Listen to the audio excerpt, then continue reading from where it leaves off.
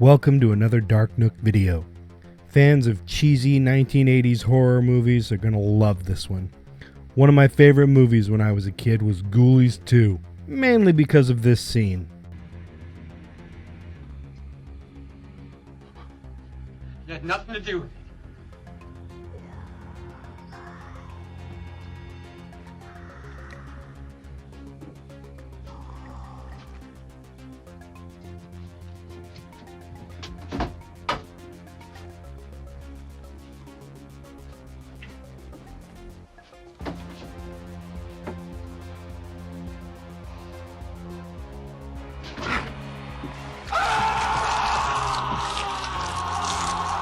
And since I've got this toy toilet, I figured I needed to make a ghoulie to go with it. So here we go. I'm making the toilet ghoulie from Ghoulies II. Enjoy.